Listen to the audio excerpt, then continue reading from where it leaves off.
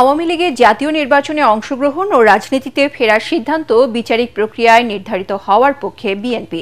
এমনটি জানিয়ে দলের স্থায়ী কমিটির সদস্য সালাউদ্দিন আহমেদ বলেছেন, জুলাই গণঅভ্যুত্থানে আওয়ামী লীগকে প্রত্যাখ্যান করেছে জনগণ। নিজ বাসায় সাংবাদিকদের তিনি আরও বলেন, ফেব্রুয়ারিতে জাতীয় নির্বাচনের ঘোষণার মাধ্যমে প্রধান উপদেষ্টা অন্তর্বর্তী সরকারের মেয়াদ ঠিক করে দিয়েছেন।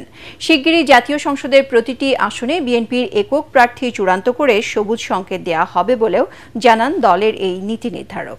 মইনুল হাসান জানাচ্ছেন বিস্তারিত। আওয়ামী লীগের কার্যক্রমের উপর নিষেধাজ্ঞা প্রত্যাহার হতে পারে আন্তর্জাতিক সংবাদ মাধ্যমে দেয়া প্রধান উপদেষ্টার এমন বক্তব্য নিয়ে এখন আলোচনা সমালোচনা রাজনৈতিক মহলে। এ নিয়ে বিএনপির অবস্থান জানতে চাইলে দলের স্থায়ী কমিটির সদস্য সালাউদ্দিন আহমেদ বলেন, জুলাই গণঅভ্যুত্থানেই দেশের মানুষ আওয়ামী লীগকে প্রত্যাখ্যান করে দলটির রাজনৈতিক ভাগ্য ঠিক করে দিয়েছে।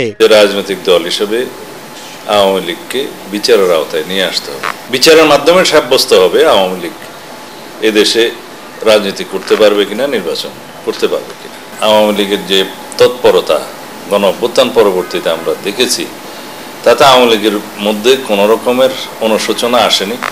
জাতির কাছে তারা ক্ষমা প্রার্থনা করেনি, উল্টো তারা বাংলাদেশের বিভিন্ন জেলা এবং মহানগরে তারা ঝটিকা মিছিল করার চেষ্টা করছে। রাজনৈতিক কার্যক্রম যেহেতু নিষিদ্ধ, সুতরাং এটা বেআইনি।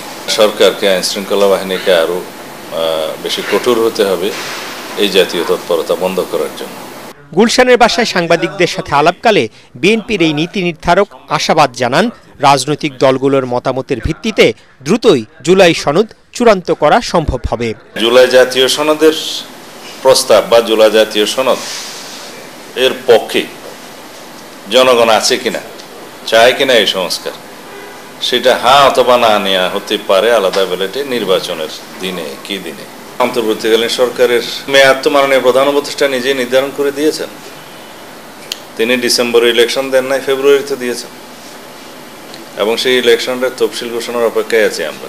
পৃথিবীর বিভিন্ন দেশে গণঅভ্যুত্থান পরিস্থিতিতে দেখা গেছে, যেখানে দ্রুত ডেমোক্রেটিক ট্রান্সফরমেশনটা হয় না, গণতান্ত্রিক উত্তরণটা হয় না, সেখানে কলহ, বিবাদ, এমনকি গৃহযুদ্ধ হয়।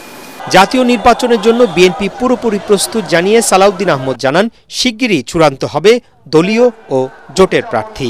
খুব শিগগিরই আসনভিত্তিক একক প্রার্থীকে আমরা মাঠে কাজ করার জন্য আমরা গ্রিন সিগন্যাল দেব। 300 আসনে বিএনপির পক্ষ থেকে প্রার্থী দেওয়ার জন্য প্রত্যেকটা আসনে একাধিক প্রার্থী আছে। সুতরাং আমরা কয়টা আসন ছাড় দিতে পারবো জোটের শরীর দিকে, এটা আলোচনা এবং বিবেচনার বিষয়। আমরা এই সংখ্যাটা এখনই নির্ধারণ করতে পারবো না। স্থায়ী কমিটির এই সদস্য জানান, দলের ভারপ্রাপ্ত চেয়ারম্যান তারেক রহমান শিগগিরই দেশে ফিরবেন। যে বিচারিক প্রক্রিয়ার মধ্যে মইনুল হাসান, এটিএন বাংলা, ঢাকা।